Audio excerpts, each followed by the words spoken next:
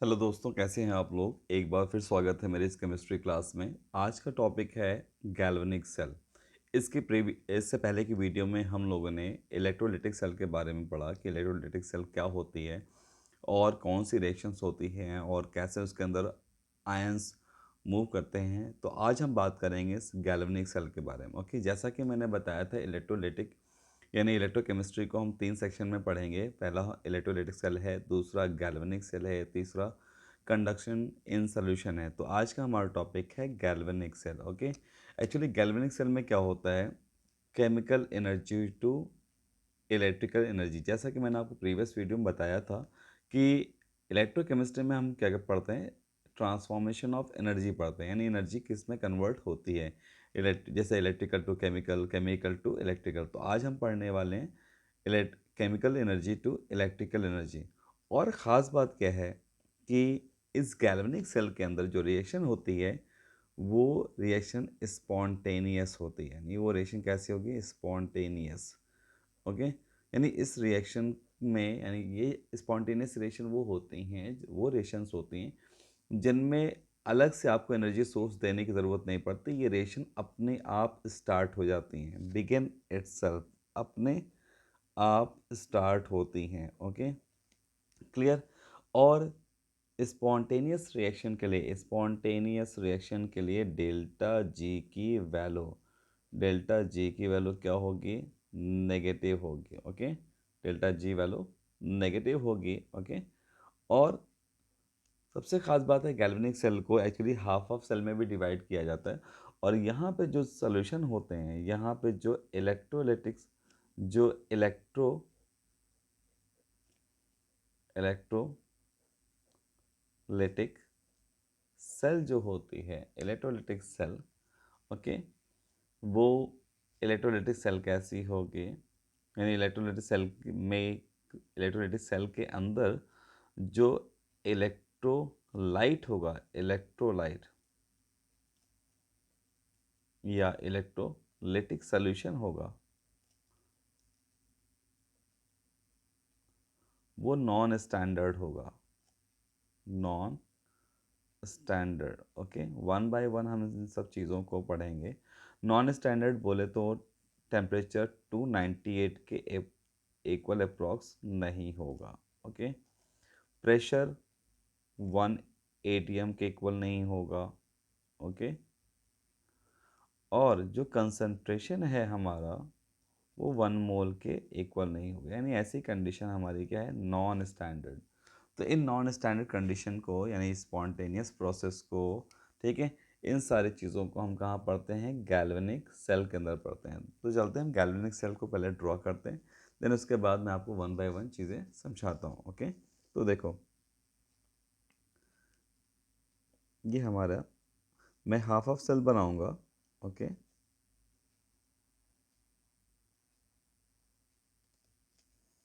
Okay, ये देखो, ये हाफ सेल है। ओके, और एक हाफ सेल मैं यहाँ बनाऊंगा।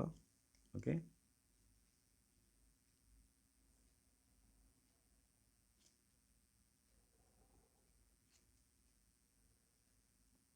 देखो, तो ये हो गया हमारे दो हाफ सेल। ओके, अब दूसरा कॉन्सेप्ट क्या है कि हम इसको क्या करेंगे, इसको एक इसको हम ऐड करेंगे, यानी ज्वाइन करेंगे। पहले तो हम इसको देखो यहाँ पर। ओके, इस, यानी लेफ्ट जो हमारा राइट हैंड साइड है, इस तरफ जो हम सॉल्यूशन लेंगे वो हम कॉपर सल्फेट लेंगे। क्या लेंगे, कॉपर सल्फेट का सॉल्यूशन। ओके, और इधर लेफ्ट हैंड साइड जो हमारी सेल है, उसमें हम जिंक सल्फेट का सॉल्यूशन लेंगे। Okay, now then after that, अब इन दोनों को हम ज्वाइन करते हैं। ओके, इन दोनों को छोटा सा, हमारा एक छोटा सा पोर्शन है। ओके, यानी इन दोनों सॉल्यूशन को हम एक यू शेप्ड ग्लास ट्यूब से ज्वाइन करेंगे, U shaped glass tube. Okay, इसको हम आगे जाके आपको बताते हैं, यानी इसको हम क्या बोलेंगे, इसको बोलेंगे salt bridge. Okay, salt bridge काफ़ी ज़्यादा इंपॉर्टेंट है। ओके, तो इसके बारे में हम इन डिटेल पढ़ेंगे। इसका फंक्शन मेनली एक्चुअली एग्जाम में इसके फंक्शन पूछे जाते हैं कि सॉल्ट ब्रिज का फंक्शन क्या है, कभी कभी इसको डिफाइन करने को भी पूछा जाता है। ओके, तो देखो ये हो गया सॉल्ट ब्रिज। ओके, दोनों सॉल्यूशन के अंदर ये डिप होना चाहिए। ओके, ये दोनों सॉल्यूशन के अंदर डिप होना चाहिए। ओके, जैसा कि आप देख सकते हो कि दोनों हाफ सेल किससे, सॉल्ट ब्रिज से ज्वाइन की गई हैं। आप इनको देख सकते हो। ओके, ये मैंने इन दोनों को ज्वाइन कर दिया। ओके, नेक्स्ट, अब सॉल्ट ब्रिज जो हमारा है वो किसका बना होता है, यू शेप्ड ग्लास का बना होता है। साथ में इस सॉल्यूशन के अंदर, यानी सॉरी, इस ग्लास ट्यूब के अंदर एक अगार अगार जल फिलअप होता है, यानी अगार जल भरा होता है। क्या होता है, अगार जल। ओके, अगार जल के साथ इसके अंदर कुछ न्यूट्रल इलेक्ट्रोलाइट होते हैं, जैसे KCl, ओके, NH4Cl। ओके, इस तरह से इसके अंदर न्यूट्रल इलेक्ट्रोलाइट फिल होते हैं। ओके, और उसके बाद इन, यानी सॉल्ट ब्रिज के एंड के ऊपर यहाँ पर कॉटन लगी होती है। ये देखो यहाँ पर कॉटन लगी होती है। कॉटन इसलिए लगी होती है ताकि सॉल्यूशन इंटर मिक्स ना हो। ओके, और ये देखो ये क्या हो गया, ये सॉल्ट ब्रिज। ओके, और जैसा कि आप देख सकते हो कि सॉल्ट ब्रिज दोनों सॉल्यूशन के अंदर डिप्ड है। ओके, अच्छा, अब क्वेश्चन ये पूछता है एग्जाम में कि सॉल्ट ब्रिज का फंक्शन क्या है। तो सॉल्ट ब्रिज का पहला फंक्शन ये है, इसका फंक्शन जो है, यानी मैं इसका फंक्शन को लिखता हूँ। ओके, सॉल्ट ब्रिज का फंक्शन। ओके, पहला फंक्शन ये है टू, देखो, join the internal circuit, join और connect the internal circuit.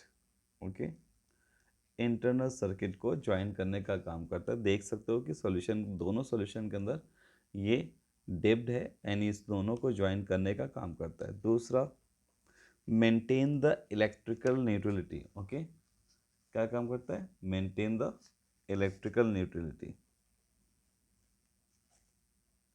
Okay, maintain the electrical, okay, neutrality. Okay, electrical neutrality को भी मेंटेन करता है। ओके, साथ में एक और फंक्शन मैं लिख सकता हूँ, मैं इस फंक्शन को यहाँ लिख देता हूँ। इसका एक और फंक्शन है, वो क्या, okay, to prevent the intermixing of, to prevent the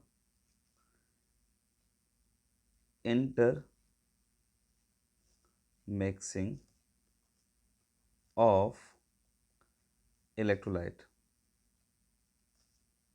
okay, electrolyte को इंटरमिक्स होने से बचाता है। ओके, तो अब हम बात करेंगे, देखो, ओके, वन बाय वन हम बात करते हैं।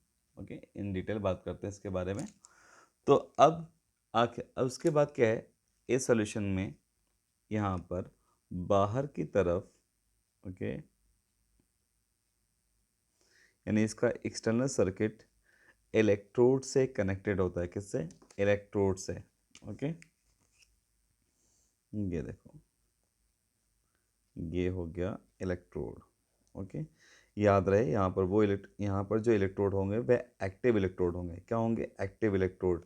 इसका मतलब जिसका सॉल्ट होगा उसी एलिमेंट का यहाँ पर इलेक्ट्रोड हम यूज़ करेंगे। ओके, जिसका ओके देख सकते हो।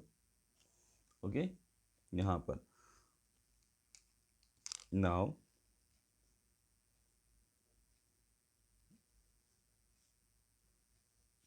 इस पे कहीं भी बैटरी का सोर्स नहीं लगाना है, बैटरी नहीं लगानी है, क्योंकि ये केमिकल एनर्जी को इलेक्ट्रिकल एनर्जी में चेंज करता है। ओके, देखो अब यहाँ पर भी इलेक्ट्रोड लगाते हैं। ओके,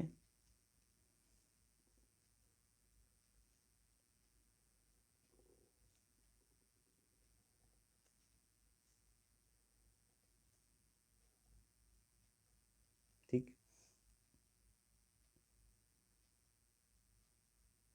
देखो आप देख सकते हो एक्चुअली क्या है कि यहाँ पर मैंने कॉपर का यूज़ किया है, तो जो इलेक्ट्रोड होगा वो किसका होगा, कॉपर का इलेक्ट्रोड होगा। यहाँ मैंने जिंक सल्फेट सोल्यूशन लिया है, तो यहाँ जो इलेक्ट्रोड होगा वो किसका होगा, जिंक का होगा। ओके, अब कॉन्सेप्ट क्या है कि जैसे ही यहाँ पर सर्किट कंप्लीट होता है, रिएक्शन स्टार्ट होती है, तो इस जिंक यानी जिंक इलेक्ट्रोड से बार बार जिंक आयन क्या होता है, सॉल्यूशन के अंदर आता है। ओके, और ये जो जिंक सल्फेट सॉल्यूशन है ये अपने आयंस में डिसोसिएट हो जाता है।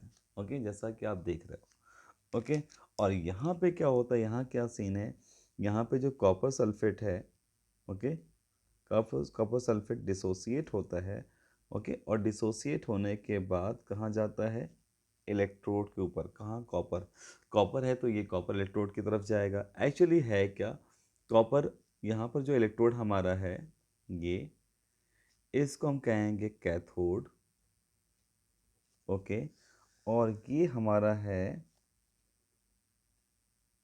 एनोड। Okay, clear. अभी तक आपने इलेक्ट्रोड जो लर्न किया था कि इलेक्ट्रोड में यानी कैथोड, कैथोड वो है जहाँ पर नेगेटिव चार्ज होते हैं, और एनोड वो है, वो इलेक्ट्रोड है यानी वैसा ऐसा इलेक्ट्रोड जो पॉजिटिव चार्ज रखता है। तो यहाँ पर वो कॉन्सेप्ट काम नहीं आता है। एक्चुअली हम किसी भी इलेक्ट्रोड को याद करने के लिए उसका रिएक्शन देखते हैं कि वहाँ पे कौन सा रिएक्शन होता है।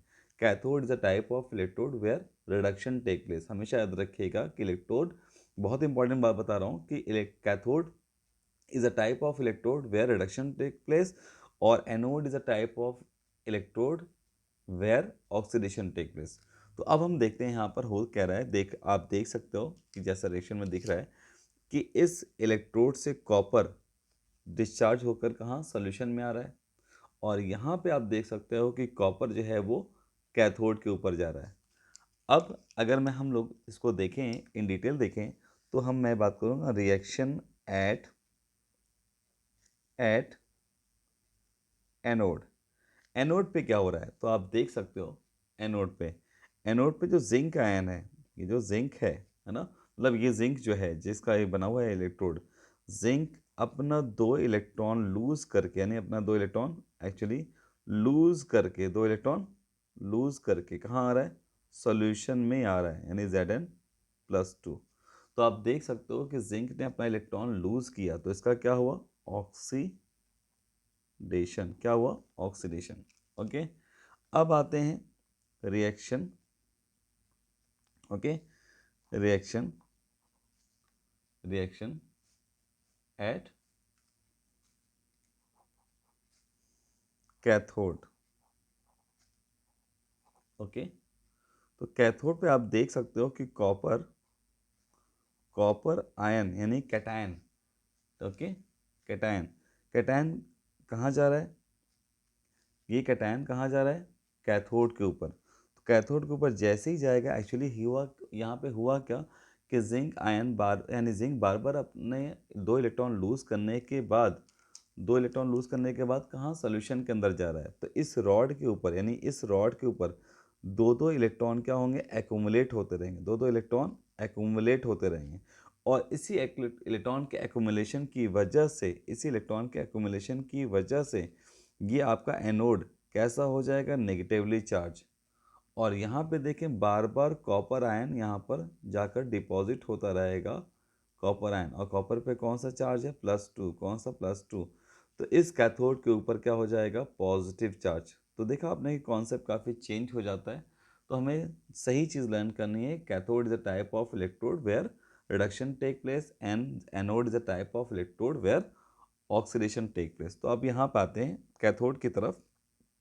ओके, तो रिएक्शन क्या हुआ, रिएक्शन एट कैथोड, यानी कॉपर आयन क्या हुआ, उसने कॉपर आयन ने क्या किया, दो इलेक्ट्रॉन गेन किया, दो इलेक्ट्रॉन गेन किया। और वो इलेक्ट्रॉन कहाँ से आया, वो इलेक्ट्रॉन कहाँ से आया, वो इलेक्ट्रॉन आया एनोड से। ओके, और वो इलेक्ट्रॉन यहाँ की तरफ गया। अब यहाँ पे क्या होगा, कॉपर दो इलेक्ट्रॉन लेकर क्या हो जाएगा, कॉपर दो इलेक्ट्रॉन लेकर न्यूट्रल फॉर्म में आ जाएगा। तो देखो यहाँ पर क्या हुआ, यहाँ पर कॉपर ने इलेक्ट्रॉन गेन किया, कॉपर ने इलेक्ट्रॉन गेन किया, और गेन करने, इलेक्ट्रॉन गेन करने का मतलब रिडक्शन। ओके, तो ओवरऑल देखा, आपने देखा कि इस गैल्वेनिक सेल के अंदर क्या हो रहा है, रिडॉक्स रिएक्शन, कैथोड पे रिडक्शन है और एनोड पे ऑक्सीडेशन है। ओके, तो आपने अभी तक ये आई थिंक समझ गया होंगे कि गैल्वेनिक सेल के रिएक्शन के अंदर, गैल्वेनिक सेल के अंदर कौन से स्पॉन्टेनियस रिएक्शन होती है जहाँ पे केमिकल एनर्जी इलेक्ट्रिकल एनर्जी में चेंज होती है। ओके, और इसका जो इलेक्ट्रोलाइट है, इलेक्ट्रोलाइटिक सेल जो सोल्यूशन होता है वो नॉन स्टैंडर्ड है। ओके, और जैसा कि मैंने इसका डायग्राम आपको दिखाया कि ये दो हाफ सेल है, इसको रिडक्शन हाफ सेल कहते हैं, इसको ऑक्सीडेशन हाफ सेल कहते हैं। इन दोनों को ज्वाइन करने के लिए एक सॉल्ट ब्रिज होता है। सॉल्ट ब्रिज कैसा बना होता है, glass, transparent glass, U shape की एक ट्यूब होती है जिसके अंदर अगार अगार जल फिल किया जाता है और उसके अंदर पोटेशियम क्लोराइड यानी न्यूट्रल इलेक्ट्रोलाइट का इस्तेमाल किया जाता है। ठीक है, अब यहाँ पर हमको ये देखना है कि इन न्यूट्रल इलेक्ट्रोलाइट का फंक्शन क्या है। जैसा कि आप देख सकते हो कि एनोड के अंदर बार बार एनोड्स, यानी इस हाफ सेल के अंदर बार बार एनोड से जिंक एंड डिस्चार्ज होकर सोल्यूशन में आ रहा है। तो इसका मतलब क्या हो रहा है कि बार बार यहाँ पे जिंक का कंसंट्रेशन बढ़ता जाएगा, बढ़ता जाएगा। ओके, तो अब यहाँ पर क्या होगा कि पोटेशियम क्लोराइड, ये जो पोटेशियम क्लोराइड है वो डिसोसिएट होकर कहाँ, यहाँ पर क्लोरीन आ जाएगा। ओके, यहाँ पर क्लोरीन, और यहाँ पे आप देख सकते हो कि बार बार सोल्यूशन के अंदर, यानी होगा क्या कि कॉपर यहाँ पे डिस्चार्ज, यहाँ पे जाकर डिपॉजिट होता रहेगा और सोल्यूशन के अंदर कॉपर सल्फेट का कंसंट्रेशन बढ़ता जाएगा। तो इसको मेंटेन करने के लिए, इसको मेंटेन करने के लिए पोटेशियम यहाँ आएगा, पोटेशियम आयन यहाँ आएगा और ये पोटेशियम सल्फेट बना लेगा, और यहाँ पर क्या होगा, यहाँ पे जिंक क्लोराइड। तो देखा आपने कि ये सॉल्ट ब्रिज क्या कर रहा है, maintain the electrical neutrality of the cell, cell की इलेक्ट्रिकल न्यूट्रलिटी को मेंटेन कर रहा है। Okay, clear. तो एग्जाम में यही क्वेश्चन पूछा था कि आखिर सॉल्ट ब्रिज का फंक्शन क्या है। सॉल्ट ब्रिज का फंक्शन बहुत आसान है। पहला, to to maintain the neutrality of electrolytic cell, देखा है आपने, यानी to maintain the neutrality of the cell. Second, to join the internal circuit, यानी इनके इंटरनल सर्किट को ज्वाइन करने का काम करता है। देखो क्या दोनों सोल्यूशन के अंदर, दोनों इलेक्ट्रोलाइट सोल्यूशन के अंदर ये डिप्ड है। ओके, नेक्स्ट, तीसरा क्या है, to prevent the intermixing of electrolytic solution, electrolytic solution को इंटर मिक्सिंग होने से बचाता है, क्योंकि यहाँ पर क्या लगी होती है, कॉटन लगी होती है। ओके, आई होप दैट आपको ये चीज़ समझ ही में आई होगी। अब इसके बाद हम नेक्स्ट वीडियो में लेकर आऊँगा कि how to represent the galvanic cell. Galvanic, क्योंकि एग्ज़ाम जो होगा आपका तो वहाँ पे ये डायग्राम तो बना कर देगा नहीं, वहाँ क्या करेगा, वो आपको एक सेल रिएक्शन लिख के देगा। ठीक है, और सेल रिएक्शन लिखने के बाद देन उसके बाद आप यहाँ पर क्या करोगे, कैलकुलेशन करोगे। किस चीज़ का कैलकुलेशन करोगे, आप सेल का पोटेंशियल निकालोगे, सेल का पोटेंशियल। और सेल का पोटेंशियल निकालने के लिए, यानी नॉन स्टैंडर्ड सॉल्यूशन का पोटेंशियल निकालने के लिए यहाँ पर हम इस्तेमाल करेंगे नर्स्ट इक्वेशन। ओके, तो अगली वीडियो में मैं आपके लिए लेके आऊँगा फैराडेज लॉ और नर्स्ट इक्वेशन, जिससे हम क्या करेंगे, सेल का पोटेंशियल और how much amount of ions that get deposited or discharged over the electrode, ठीक है, and how much work is to be done, ये सारी चीज़ें कैलकुलेट करेंगे हम लोग नेक्स्ट वीडियो में, इसके बारे में सीखेंगे। आई होप दैट आपको ये वीडियो पसंद आई होगी। थोड़े मोड़े एरर्स होंगे तो प्लीज़ इसे इग्नोर कीजिएगा, मैं कोशिश करूँगा इसको और इसकी क्वालिटी इंप्रूव करने की। Thank you and good bye.